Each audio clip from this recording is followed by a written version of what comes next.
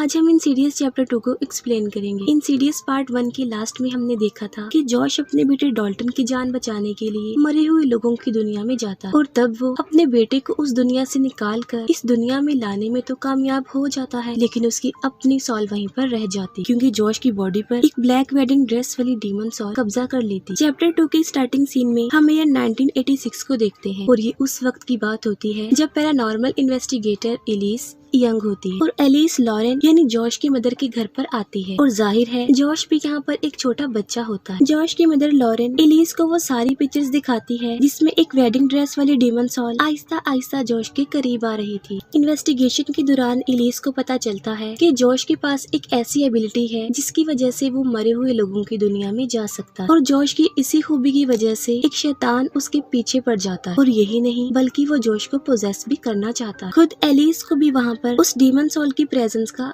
एहसास होता है जो कि एलिस को मेंटली टॉर्चर करती है। जॉश की जान बचाने के लिए लॉरेन और एलिस मिलकर इस इंसिडेंट से रिलेटेड सारी मेमोरीज और जॉश की दूसरी दुनिया में जाने वाली खूबी को मिटा देती। इसके बाद हमें 25 साल यानी प्रेजेंट का सीन दिखाते हैं जहाँ पर पुलिस एलिस के मर्डर को लेकर रनाई से इन्वेस्टिगेशन कर रही होती है। रनाई पुलिस ऑफिसर को अपने घर में होने वाली अजीबोगरीब चीजों के बारे में बताती है, लेकिन पुलिस ऑफिसर उसकी बातों पर यकीन नहीं करता बल्कि वो रनाई को कहता है कि अगर एलिस का गला दबाने वाले फिंगरप्रिंट जॉश की फिंगरप्रिंट से मैच हो गई तो पुलिस उसे नहीं छोड़ेगी। जॉश अपनी पूरी फैमिली के साथ अपनी मदर के घर में शिफ्ट हो जाता है, लेकिन इस घर में भी रनाई अजीबोगरीब चीजों को महसूस करती है। म्यूजिक प्लेयर और पियानो अपने आप ही बजने लगती है और उसकी छोटी बेटी किसी को देखकर रोने लगती है और झूले से अपने आप ही गिर जाती है। ये सब बातें रनाई जॉश को बताती है, लेकिन वो उसकी बातों पर बिलीव नहीं करता बल्कि उससे लड़ने लगता है। जॉश रनाई को बताता है कि जब वो मरे हुए लोगों की दुनिया से वापस आया था तब उसके पीछे एक भूत आ गया था जिसने एलिस को मार डाला और अब सब कुछ नॉर्मल हो गया है और तब रनाई को ना चाहते हुए भी जॉश की बात माननी पड़ती है। फिर हम देखते हैं कि एलिस के साथी यानी पैरानॉर्मल इन्वेस्टिगेटर एलिस के घर पर जाते हैं और जब वो घर के अंदर होते हैं तब एक रूम का दरवाजा अपने आप से ही खुल जाता है और जब वो दोनों उस रूम के अंदर जाते हैं तब उन्हें ईयर 1986 की एक टेप मिलती है और ये वही वीडियो टेप होती है जिसे एलिस ने जॉश के इन्वेस्टिगेशन के दौरान बनाया था जब वो छोटा था। इस वीडियो में वो दोनों इन्वेस्टिगेटर नोटिस करते हैं कि जॉश के पीछे कोई खड़ा हुआ है जिससे वो कोई बात कर रहा है। लॉरेन जो कि डॉल्टन के पास होती है जब वो सो रहा होता है और वो नींद में लॉरेन को बताता है कि उसके पीछे कोई है यानी लॉरेन के पीछे। और फिर लॉरेन को अपने घर में एक व्हाइट ड्रेस वाली औरत नजर आती है। तब लॉरेन काफी डर जाती है और इस बात को वो जॉश को बताती है, लेकिन जॉश उसकी किसी भी बात पर यकीन करने को तैयार नहीं था बल्कि वो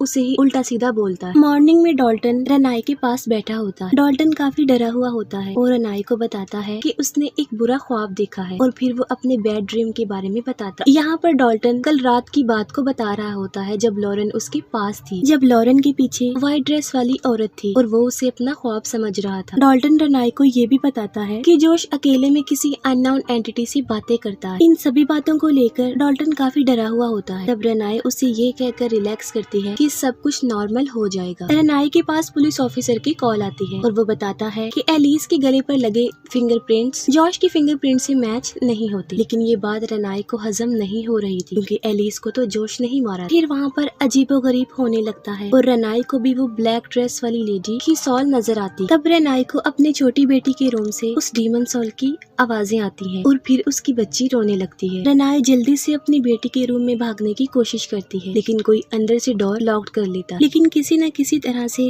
रनाई दरवाजा खोल के अंदर चली जाती है और वो देखती है कि उसकी छोटी बेटी वहाँ पर नहीं है और एक बार फिर से किसी दूसरे रूम से उस डीमन सॉल की आवाज आती है और वो डीमन सॉल रनाई पर अटैक कर देती है जिससे रनाई बेहोश हो जाती है। लॉरेन एलिस के पार्टनर्स पैरानॉर्मल इन्वेस्टिगेटर से मिलने जाती, वो उन्हें बताती है कि उसके घर में अभी भी वो डीमन सॉल है और उसकी फैमिली की जान को खतरा है और वो उन दोनों से हेल्प मांगती है। वो दोनों लॉरेन को जॉश के बचपन की वही वीडियो दिखाते हैं। उस वीडियो को जूम करके वो जॉश के पीछे किसी की परछाई को दिखाते हैं और वो परछाई यंग जॉश की होती है और ये देखकर लॉरेन काफी घबरा जाती और वो एलिस के फ्रेंड पैरानॉर्मल इन्वेस्टिगेटर को बुलाती और सीनियर इन्वेस्टिगेटर डाइस के जरिए एलिस की सॉल से कांटेक्ट करने की कोशिश करता है। एलिस की सॉल उन लोगों को उस हॉस्पिटल में जाने का हिंट देती है जहाँ पर लॉरेन काम किया करती थी और अजीब बात तो ये है कि वो हॉस्पिटल काफी अरसे से बंद था। लॉरेन जब हॉस्पिटल के एक रूम में जाती है तब उसे एक इंसिडेंट याद आता है। काफी सालों पहले जब लॉरेन यहाँ पर काम किया करती थी तब वहाँ पर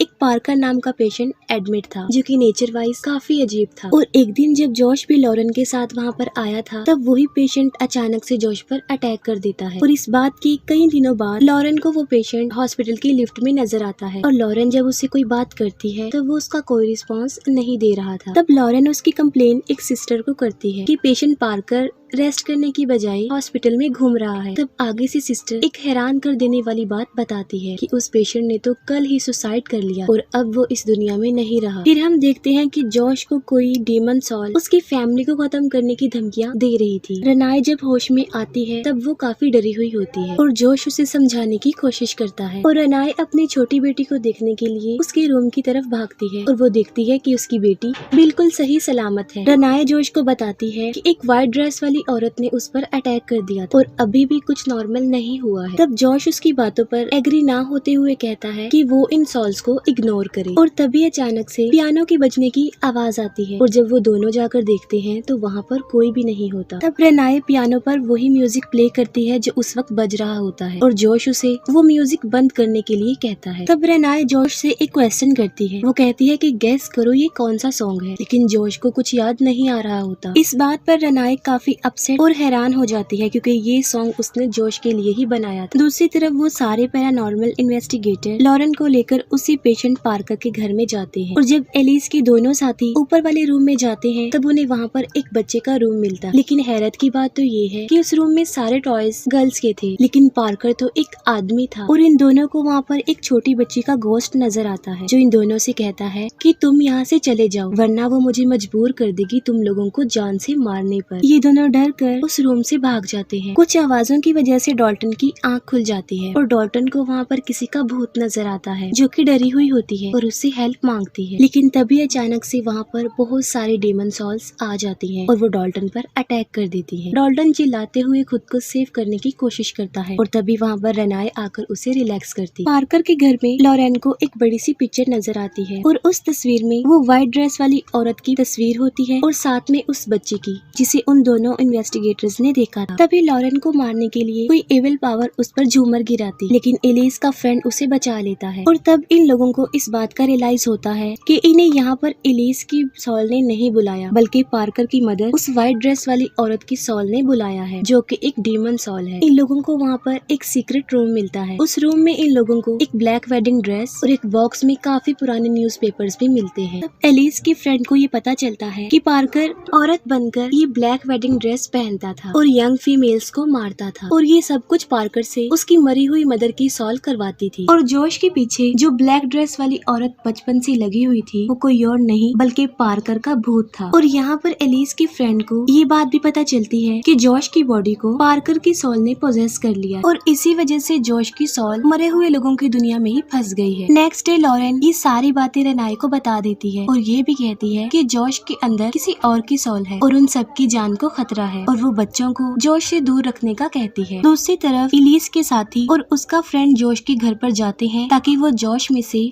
पार्कर की सॉल को निकाल सके। एलिस के दोनों साथी बाहर वैन में ही रुकते हैं जबकि एलिस का सीनियर इन्वेस्टिगेटर फ्रेंड घर के अंदर जाता है। पीछे से वो दोनों जॉश और एलिस के फ्रेंड की बातें सुन रहे थे। जॉश जब उसके लिए पानी लेने के बहाने अंदर जाता है तभी एलिस का फ्रेंड जॉश को लगाने के लिए बेहोशी का इंजेक्शन निकालता है और तभी जॉश वहाँ पर आ जाता है और वो एलिस के फ्रेंड से पूछता है कि तुम्हारे पास क्या है। और तभी उस पैरानॉर्मल इन्वेस्टिगेटर की नजर जॉश के उस हाथ पर पड़ती है जो उसने पीछे हाइड किया हुआ था। और जब एलिस का फ्रेंड उससे पूछता है कि तुम्हारे हाथ में क्या है तब वो कहता है कि तुम अपने डाइस से पूछो कि मेरे हाथ में क्या है। वो कहता है कि मेरी माँ की सॉल ने मुझे बता दिया है कि कल रात तुमने डाइस का बहुत अच्छे से इस्तेमाल किया। और यहाँ पर जॉश के अंदर पार्कर बोल रहा था और उसे कल रात की सारी बातें याद थी। और तभी एलिस का फ्रेंड वो डाइस नीचे फेंकता है और उसके ऊपर लिखा आता है नाइफ। और तभी जॉश एक नाइफ निकाल कर एलिस के फ्रेंड पर अटैक कर देता है। ये सब कुछ सुनकर एलिस के साथी घर के अंदर जाकर उसकी हेल्प करते हैं, लेकिन जॉश किसी के कंट्रोल में भी नहीं आ रहा था और उल्टा वो उन दोनों को बेहोश कर देता है और एलिस के फ्रेंड को जान से मार डालता। फिर जॉश के अंदर पार्कर एलिस के एक साथी के मोबाइल नंबर से लॉरेन को मैसेज करता है ताकि वो दोनों घर के अंदर आ जाएं। फिर हम देखते हैं कि मरे हुए लोगों की दुनिया में एलिस का फ्रेंड जॉश की सॉल को देखता है और वहीं पर एक भूत जॉश को कुछ कहता है। अब क्योंकि जॉश जिंदा था तो ना तो वो उस सॉल को देख पा रहा था और ना ही सुन पा रहा था। वो घोस्ट जॉश को बताता है कि तुम्हारी बेटी उसके कब्जे में है, और फिर वो उसके घर की तरफ इशारा करता है। तब जॉश को उसके घर के बाहर वही डीमन सॉल नजर आता है जिसे हमने चैप्टर 1 में भी देखा था। फिर वो भूत घर के अंदर चला जाता है। ये देखकर जॉश भी घर की तरफ भागता है और घर के डोर पर जोर जोर से नॉक करता है। फिर हमें बताया जाता है कि रात को जॉश के घर पर जो जोर जोर से नॉक कर रहा था वो कोई और नहीं बल्कि जॉश की सॉल थी, जो कि मरे हुए लोगों की दुनिया में फंसी हुई थी। और जब जॉश नीचे आता है तब जॉश की सॉल खुद को घर के अंदर पाती। तब जॉश अपनी बेटी की जान बचाने के लिए दरवाजा खोलकर घर के अंदर जाता है और अपनी बेटी को वो उस डीमन सॉल से बचा लेता है। जॉश उस डीमन सॉल से लड़ता है, लेकिन वो डीमन सॉल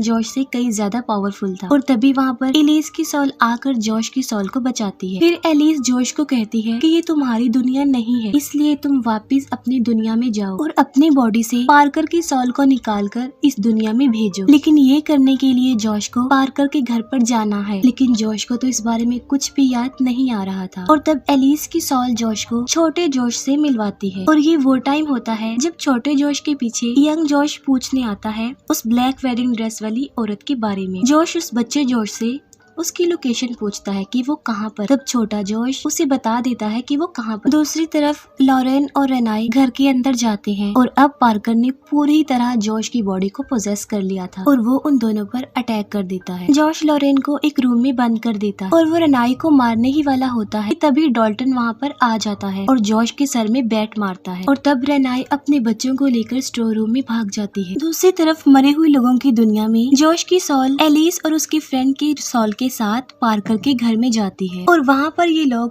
पार्कर का बचपन देखते हैं। वहाँ पर ये देखते हैं कि पार्कर की मदर उसे टॉर्चर कर करके लड़की बन के रहने पर मजबूर करती है और उसे वो लड़का नहीं बल्कि एक लड़की बनाकर ही रखती थी। पार्कर क्योंकि औरतों के कपड़े पहनता था और असल में इसके पीछे उसकी मदर ही रीजन थी। और तभी पार्कर की मदर एलिस और उसके फ्रेंड को देख लेती है और उन लोगों पर अटैक कर देती है। दूसरी तरफ डॉल्टन रेनाई को कहता है कि वो मरे हुए लोगों की दुनिया में जाएगा और जॉश को बचाकर वहाँ से ले आएगा। और फिर सच में डॉल्टन जॉश को ढूंढने के लिए मरे हुए लोगों की दुनिया में जाता है। जॉश की बॉडी को पार्कर ने पूरी तरह पोजेस कर लिया होता है। मरे हुए लोगों की दुनिया में पार्कर की मदर जॉश को मारने वाली होती है, जबकि रियल वर्ल्ड में पार्कर से डॉल्टन को मरवाने वाली होती है। और तभी मरे हुए लोगों की दुनिया में एलिस आकर जॉश को बचाती है और एलिस पार्कर की मदर को इतना मारती है कि वो कमजोर हो जाती है। और अपनी मदर के कमजोर होते ही रियल वर्ल्ड में पार्कर भी कमजोर होने लगता है। और तभी वहाँ पर लॉरेन पहुँचती है और वो डॉल्टन की बॉडी को बचाती है। मरे हुए लोगों की दुनिया में एलिस अपने फ्रेंड और जॉश को कहती है कि तुम दोनों अभी जिंदा हो, इसलिए वापस अपनी दुनिया में चले जाओ। और तभी ये दोनों बहुत सारे भूतों के बीच से गुजरते हुए रियल वर्ल्ड का रास्ता ढूंढ रहे होते हैं। और तभी वहाँ पर डॉल्टन आ जाता है जो अपने फादर और एलिस की फ्रेंड को रियल वर्ल्ड में ले जाता है। जॉश अपनी बॉडी में वापिस आ जाता है और अब सब कुछ नॉर्मल हो जाता है। दूसरी तरफ एलिस का फ्रेंड जॉश और डॉल्टन की दूसरी दुनिया में जाने वाली सारी मेमोरीज को खत्म कर देता है ताकि ये फिर दोबारा कभी उस दुनिया में ना जा सके। फिर हम एलिस के साथियों को देखते हैं जो कि एक घर में जाते हैं ताकि वहाँ पर रहने वाली एक लड़की के अंदर से वो पैरानॉर्मल चीजों की हेल्प कर सके। वहाँ पर उन लोगों के साथ एलिस भी होती है जो और किसी को नजर नहीं आ रही होती बल्कि उस छोटी बच्ची को ही नजर आ रही होती है। और इसके साथ ही ये मूवी यहीं पर एंड हो जाती है।